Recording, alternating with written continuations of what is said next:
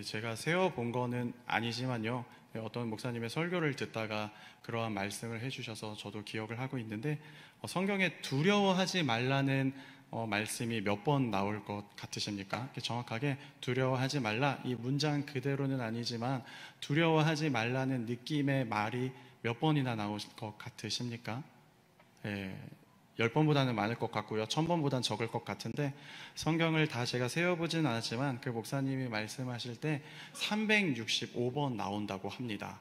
365번 나오는데, 이 두려워하지 말라는 말이 성경에 365번 정도 나오고요.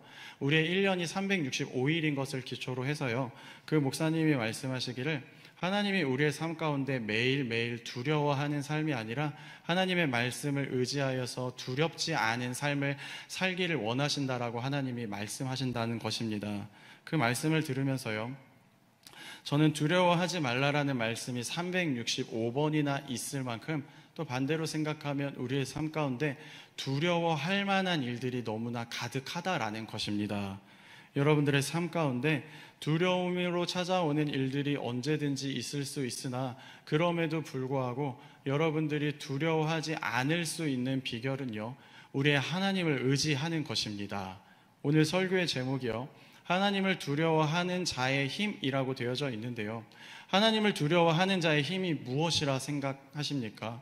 하나님을 두려워하는 자의 힘은요, 세상의 헛된 것을 두려워하지 않을 수가 있습니다. 여러분들의 삶 가운데 마땅히 두려워해야 할 하나님만을 두려워하셔서 세상의 고초와 어려움 가운데 두려워 떨지 않는 여러분들 되시기를 주님의 이름으로 축복합니다. 성경에 나오는요, 많은 인물들 가운데 하나님이 부르셔서 사용하시겠다 하실 때 하나님이 두려워 말라라고 먼저 말씀한 인물들이 굉장히 많이 있습니다. 먼저 아브라함에게 명령하실 때도요, 두려워하지 말라, 나는 내 방패요 너의 지극히 큰 상급이라고 말씀을 하셨고요, 여호수아에게 주신 첫 명령도요, 강하고 담대하라, 두려워하지 말라라는 말씀을 주셨고요, 예레미야를 부를 때에도 예레미야가 나는 아이라 말하며 두려워할 때 하나님은 두려워하지 말라, 내가 너와 함께 할 거라고 말씀하셨습니다. 또 예수님이요, 십자가에 달리시고 죽으신 이후에 제자들이, 유대인들이 두려워서 모든 문을 닫고 떨고 있을 때 예수님이 제자들에게 찾아가서 두려워하지 말고 이제는 평강이 있을지어다 라고 말하면서 제자들이 두려움에서 놓이기를 원하셨다라는 것입니다. 마찬가지입니다. 우리가 이 세상을 살아가는 동안에 그리스도인으로 이 세상을 살아갈 때 너무나 두려운 일들이 많은 것이 현실이지만, 우리의 삶 가운데 두려움들이 우리를 매일매일 누르려 하는 것이 사실이지만, 우리 하나님은요, 우리가 두려움 가운데 눌려 사는 것이 아니라 하나님을 의지하여서 그 두려움을 이기고 담대한 삶으로 승리하기를 원하셨다라는 것입니다. 여러분들의 삶 가운데 이 믿음이 있으시기를 주님의 이름으로 축복합니다. 오늘도 예배를 드리고 있는 동안에 내 마음을 두렵게 하는 것이 있으시다면, 교회의 문을 열고 나가자마자 다가올 현실 가운데 두려워해야 할 만한 사실들이 있으시다면, 오늘의 말씀에 힘을 얻으시고 용기를 얻으시고 위로를 얻으셔서 세상에 눌리는 자들이 아니라 그 담대함으로 두려움까지도 이기는 여러분들 되시기를 주님의 이름으로 축복합니다. 성경에는요, 분명히 365번이나 성경에 두려워하지 말라라고 말하고 있는데, 우리가 계속해서 두려워하면서요, 두려움이 찾아오는 이유는 명확합니다. 우리의 삶 가운데 하나님과의 관계가 끊어지고 하나님과 멀어졌을 때 우리의 삶의 결과는요, 두려움이 찾아옵니다. 아담을 보면은 그것을 알 수가 있습니다. 창세기 3장 10절에 보면은요, 하나님이 아담을 찾으시는데 아담이 그때 두려워하여 숨었다라고 기록이 되어져 있습니다. 처음에 하나님이 아담을 지으셨을 때에는요, 그 관계에 막힘이 없고 하나님과의 깊은 동행함이 있었기 때문에 전혀 느껴지지 않았던 감정이었는데요, 선악과를 통해서 하나님과의 관계가 멀어지니까, 하나님과의 그 친밀함이 끊어지니까, 그 중간에 죄가 가로막으니까 찾아오는 것이 두려움이었다라는 것입니다. 우리의 영이 그렇습니다. 하나님을 잃으면요, 부모 잃은 아이처럼 두려워할 수밖에 없는 것이 우리의 존재라는 것입니다. 반대로요, 사도 바울은요, 광풍 유라굴라를 만나서요, 그 공포 가운데 두려움에 떨어야 정상인데요, 그 지난밤에 하나님이 두려워하지 말라 하신 그 음성의 확신으로 하나님과의 기쁨이 있으니까요, 오히려 두려워하지 않았고요, 안심하였고요, 거기에 있는 사람들을 위로하는 존재가 되었다라는 것입니다. 이처럼 하나님과 기쁨이 있고요, 매임이 있고요, 사귐이 있고요, 동행함이 있고요, 확신이 있는 사람들은요, 세상의 풍파가 우리를 아무리 집어삼키려고 달려온다 할지언정 두려워 떨지 않을 수 있다라는 것입니다. 저는 바퀴벌레가 너무 무섭습니다. 진짜 너무 무섭습니다. 호랑이랑 싸우라면 싸우겠는데 바퀴벌레는 못 잡습니다. 그래서 요즘에 집에서 바퀴벌레가 나오면은 저희 아내한테 잡아달라고 하는데, 저희 아내가 없을 때에도 제가 바퀴벌레 앞에서 당당할 때가 있습니다. 바퀴벌레를 잡는 스프레이가 제 손에 있으면 제가 당당합니다. 그래서 바퀴벌레 나오면 스프레이를 이렇게 잡고 아내한테 치워달라고 하고 이렇게 하면 되는데, 이 동일한 것 같습니다. 우리의 삶 가운데 누구나 두려운 문제들이 얼마든지 있을 수 있으나 그 삶의 문제 가운데 우리가 당당할 수 있는 비결은요, 우리의 손이 하나님의 손을 간절하게 붙잡고 놓치지 않아서 굳세어 있을 때 우리는 당당할 수 있다라는 것입니다. 두려움에 눌러 사는 삶이 아니라 우리의 삶의 모든 문제를 잠재우시기에 충분한 그 하나님이 중심이 되어서 인생 가운데 자유함을 누리시기를 주님의 이름으로 축복합니다. 오늘 본문에는요, 그렇기 때문에 우리의 삶 가운데 하나님을 온전히 붙잡아 반드시 승리해야 하고요, 두려워하지 않아야 하는 세 가지를 말씀하고 계십니다. 이 말씀으로 기억하여서 우리가 두렵지 아니하기를 원하신다는 것은요, 우리의 삶과 믿음과 신앙의 너무나 중요한 요소이기 때문에 그렇습니다. 여러분들의 삶 가운데 오늘 말씀 가운데 하나님이 두려워하지 말라 하신 그 세 가지의 모습을 기억하셔서 승리하시기를 주님의 이름으로 축복합니다. 첫 번째로는요, 하나님이 우리 인생 가운데 두려워하지 말라 하신 것이 무엇이냐면요, 자녀 훈계하기를 두려워하지 말라라고 말씀하고 계십니다. 15절에서 19절의 말씀이 그러한데요, 진리의 말씀으로 자녀 두려워하기를 두려워하지 말라라고 말씀하고 계십니다. 여러분, 악인이 되는 법을 아십니까?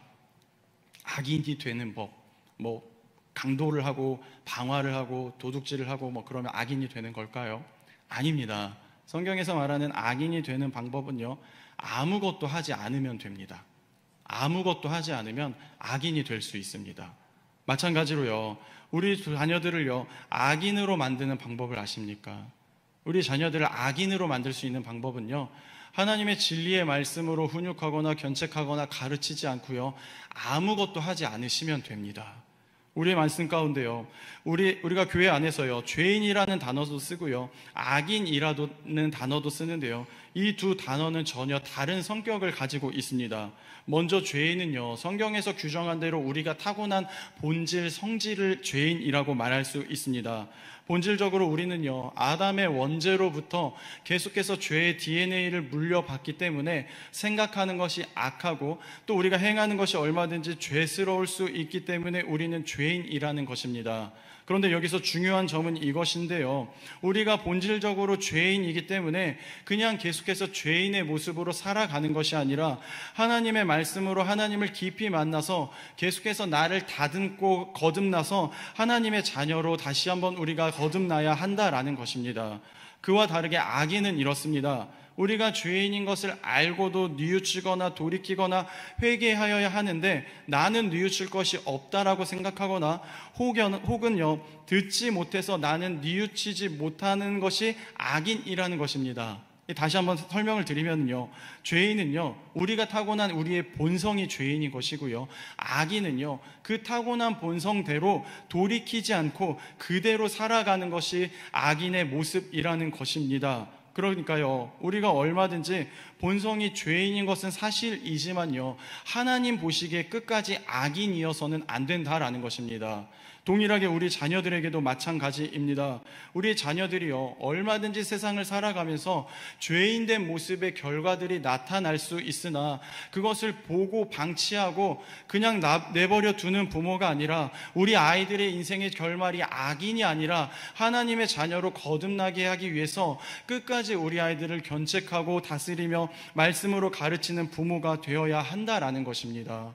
여러분들의 삶 가운데 자녀를 하나님의 말씀 앞에 대는 것을 두려워하지 않으시기를 주님의 이름으로 축복합니다. 특별히 지금 이 시대는요, 하나님의 말씀을 하나님의 말씀으로 가르치면서 누군가를 견책하고 돌이키게 하는 것이 너무나 어려운 시대에 우리가 살아가고 있습니다. 제가 한 2, 3년 전쯤에요, 우연히 청빙 게시판을 봤는데요, 너무나 가슴 아픈 조건이 있었습니다. 여러분들에게도 가슴 아픈 조건인지는 모르겠는데요, 동두천의 한 교회에서 부교역자를 모시려고 이렇게 모집 공고를 올렸는데 거기에 눈에 띄는 조건이 이거였습니다. 우리 교인들은 삶이 너무나 힘드니까 견책하거나 위험하거나 아픈 말씀을 하지 말고 오히려 칭찬과 격려와 위로의 말씀만 하실 수 있는 분을 모시겠습니다 라고 기록이 되어져 있었습니다. 제가 그 모습을 보면서요, 이게 정말 좋은 교회일까? 하나님의 말씀을 하나님의 말씀대로 가르치지 못하고 무조건 긍정적인 결과만 내게 하는 것이 교회의 모습이고 하나님이 정말 원하시는 교회의 본질일까를 생각하게 됐는데요, 이러한 그를 청병의 조건으로 당당히 내걸 만큼요, 이 시대에는 듣기 좋은 말들만 하는 것이 미덕인 것처럼 가르치고 있다라는 것입니다.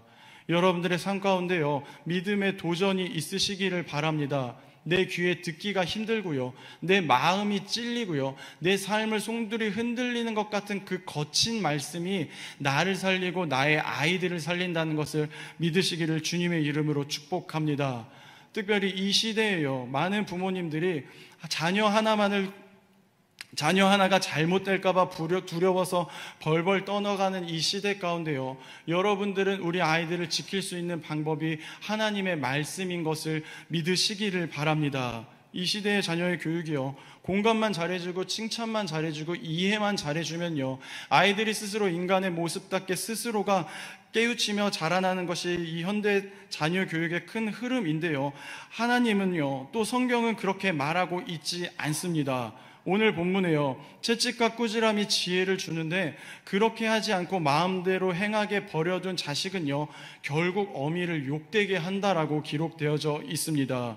채찍과 꾸지람의 말씀으로요, 하나님을 경외하는 지혜를 우리 아이들이 듣지도 못하고 배우지도 못하면요, 그 아이들이 상처를 입고 마음이 삐뚤어질까봐 겁내는 부모들에게는요, 결국에는 하나님의 자녀들이 하나님 아버지를 욕되게 하는 현실을 살아갈 수밖에 없다라는 것입니다. 여러분들 삶 가운데 믿음의 결단이 있으시기를 바랍니다. 하나님의 말씀이요, 너무나 매섭고 정확하고 우리의 영과 혼과 골수를 찔러 쪼개기에 부족하지 않은 그 말씀 때문에요, 우리 아이들이 결국에 살아난다는 사실을 믿으시기를 바랍니다. 예수님도 그렇게 말씀하셨습니다. 마태복음 10장 34절에 보면은요, 우리 같이 한번 읽었으면 좋겠습니다. 우리 마태복음 10장 34절입니다. 시작. 내가 세상에 화평을 주러 온 줄로 생각하지 말라. 화평이 아니요 검을 주러 왔노라. 아멘. 예수님이 말씀하시는 검이 무엇입니까? 에베소서 6장에 밝히기는요, 성령의 검은요 곧 하나님의 말씀이라고 하셨습니다.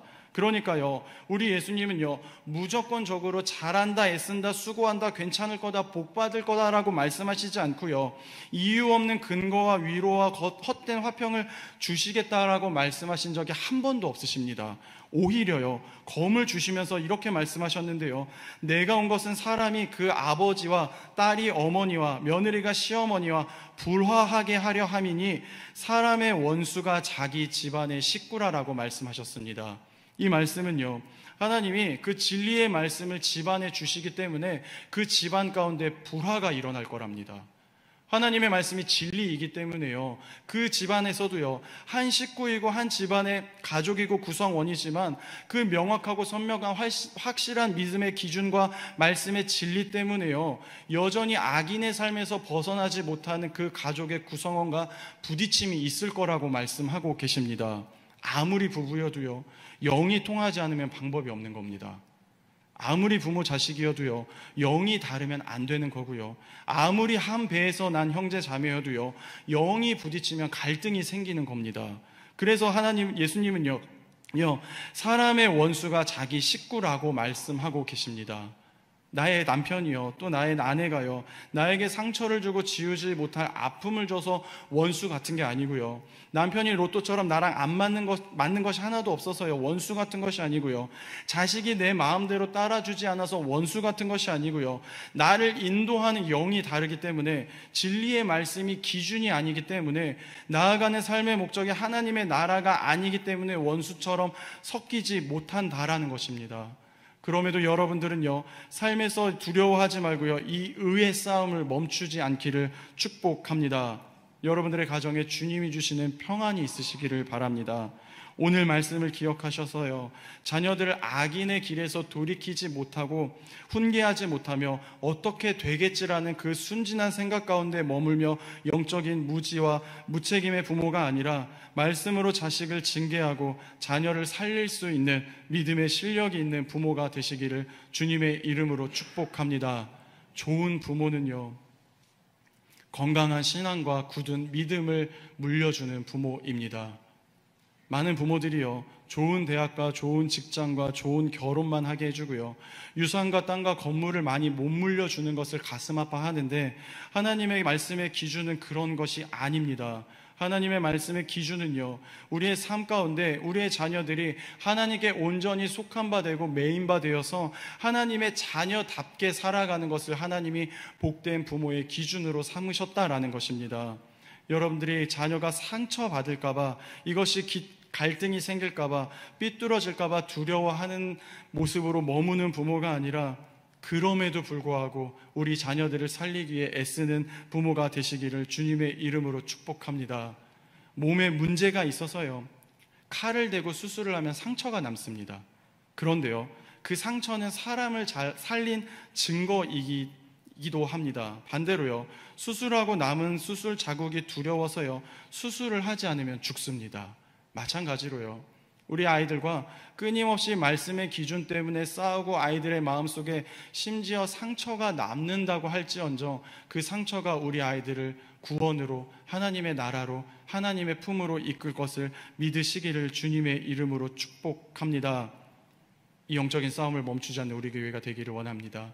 계속해서 우리 목사님이 다음 세대들을 위한 우리 교회의 발걸음들을 제시하시고 말씀하실 때, 여러분들 스스로 말씀으로 무장이 되어서 각 가정에서부터 이러한 역사들이 일어나기를 하나님이 원하고 계십니다. 또 두 번째로요, 오늘 말씀 가운데 우리 주님은 낮아짐과 손해를 두려워하지 말라라고 20절부터 24절까지 말씀하고 계십니다. 지금 우리가 살아가고 있는 사회가요, 무한 경쟁의 사회이기 때문에요, 대부분의 사람들은 기존에 자신이 누리고 있는 위치나 소유를 잃어버리는 것을, 또 사람들이 나를 깔보는 것을 두려워합니다. 그래서 손해보려 하지 않고요, 자신의 위치를 놓치지 않으려고도 합니다.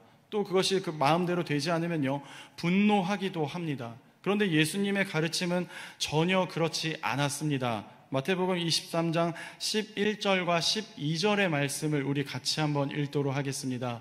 우리 같이 읽도록 하겠습니다. 시작.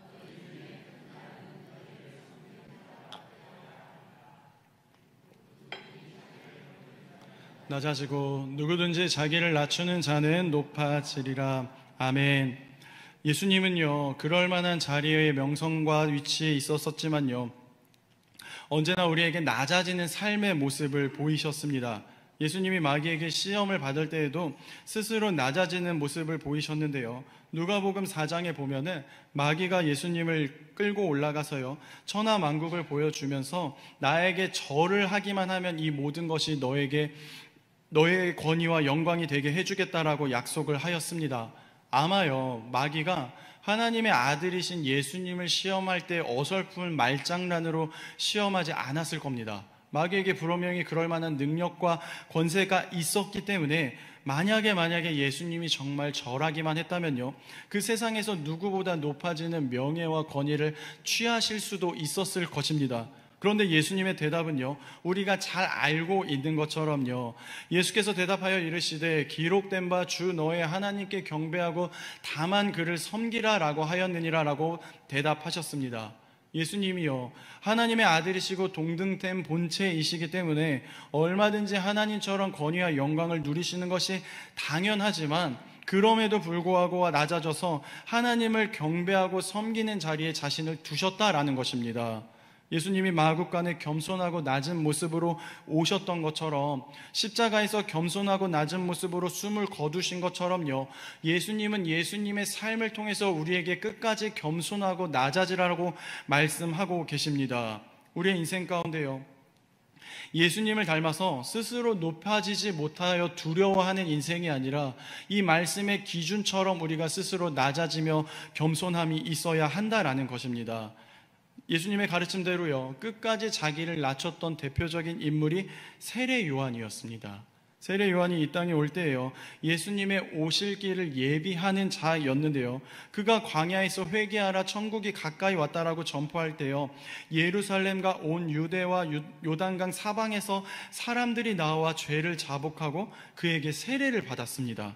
그러니까 세례 요한이 활동할 당시에요, 각 처에서 나와서 사람들이 그에게 죄를 자복하고 세례를 받을 만큼 그의 힘과 영향력이 나타났다라는 것입니다. 그래서 요한복음 1장에 보면은요, 사람들이 세례 요한에게 와서요, 세례 요한이 우리가 기다리는 그 그리스도인가 해서 내가 누구냐라고 말하는 장면이 있는데요, 사람들이 세례 요한에게 네가 그리스도냐라고 물어볼 만큼 그 영향력과 힘이, 위치가 대단했다라는 것입니다. 그러나 그때 세례 요한의 대답은요, 나는 그리스도가 아니다라고 대답을 했습니다. 그때 사람들의 칭송과 인기와 분위기 속에 속아서요, 내가 그다라고 말을 했으면요, 세례 요한은 소위 말하는 성공한 종교 지도자가 될 수도 있었을 것입니다. 그런데 세례 요한의 고백은요, 나보다 능력이 많으신 이가 내 뒤에 오시나니 나는 굽혀 그의 신발끈을 풀기도 감당하지 못하겠노라고 고백을 하면서요, 끝까지 자신을 낮췄고요, 끝까지 자신을 보내신 이유대로 살았고요, 끝까지 맡겨진 사명대로 예수님이 오실 길만을 예비하였다라는 것입니다.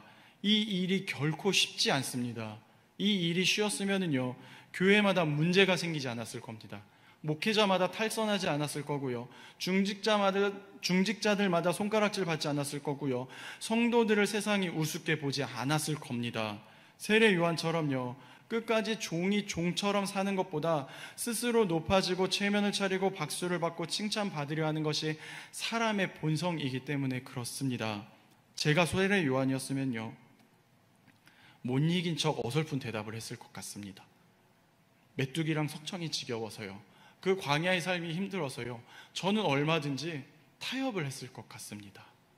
여러분들의 삶 가운데서는 그 타협의 마음이 조금도 없으시기를 축복합니다.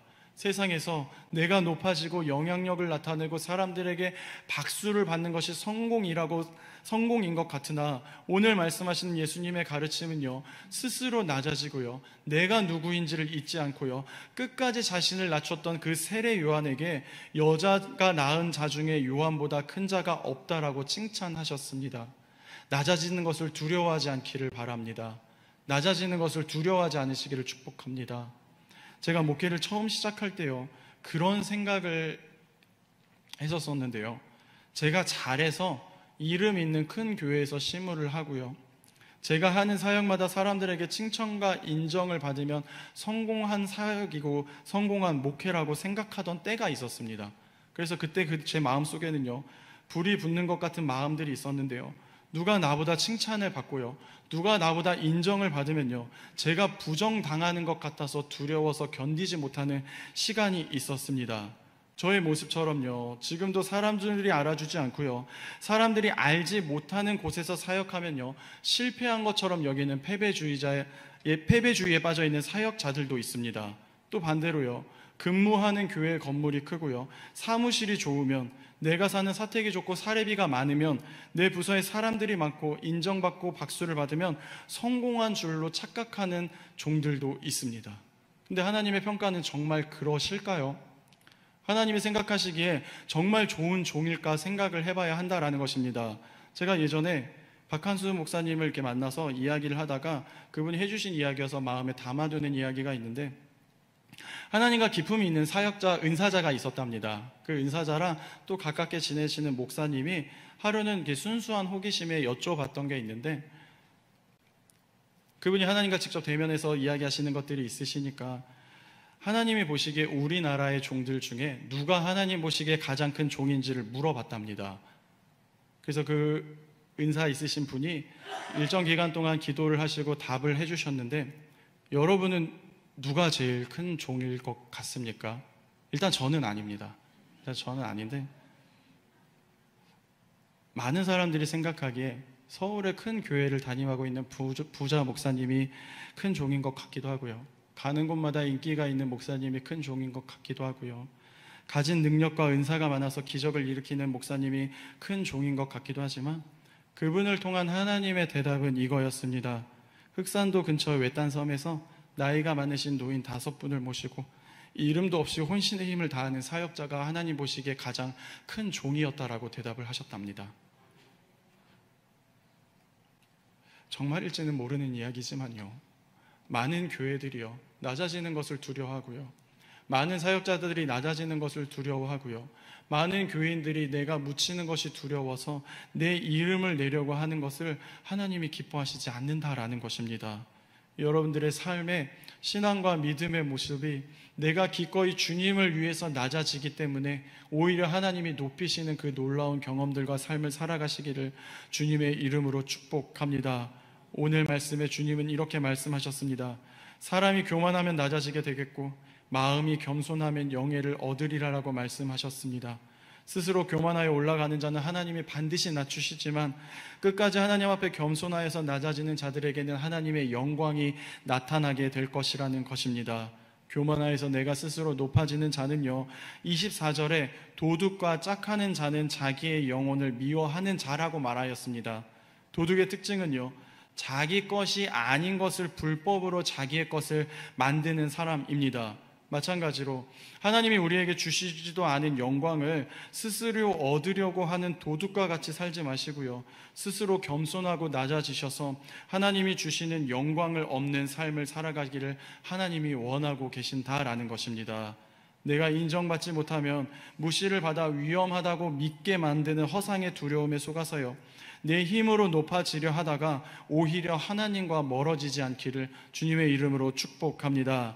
또 세 번째로는요, 오늘 말씀 가운데 우리가 두려워하지 말아야 하는 것 중에 하나는요, 사람을 두려워하지 말라고 25절부터 27절까지 말씀하고 계십니다. 우리 25절의 말씀을 같이 한번 읽도록 하겠습니다. 25절 말씀입니다. 시작. 사람을 두려워하면 올무에 걸리게 되거니와 여호와를 의지하는 자는 안전하리라. 아멘. 이 말씀은요, 제가 목사 안수를 받을 때 받았던 말씀인데요, 제가 이 말씀을 가지고 그때 당시에 섬기던 교회와 성도님들에게 설교를 하면서 그런 약속을 했었습니다. 목사가 되어서 사람을 두려워하기 때문에 끌려다니는 목사가 아니라 마땅히 두려워해야 할 하나님만 두려워하는 목사가 되겠다고 약속을 했었습니다. 제가 목사 아들로 살면서 본 모습도 그렇고요, 또 목사가 되어서 목회 현장에서도 그런 모습들을 많이 보았는데요, 목사가 사람이 교회를 떠날까봐, 나를 공격할까봐, 관계가 불편해질까봐 두려워서요, 하나님의 말씀과 마음을 제대로 전하지도 못하고 가르치지도 못하면요, 사람이 두려워서 사람의 눈치만 살피면은요, 당연한 거지만 그 교회가 죽고요, 성도도 죽고요, 목사 자신도 죽는 모습을 보았습니다. 여러분들의 삶 가운데요, 이것들을 깨우치는 지혜가 있으시기를 바라는데요, 여러분들의 삶 가운데 목회자가 목회자 될 수 있도록 그들의 영을 지켜주는 성도가 되시기를 주님의 이름으로 축복합니다.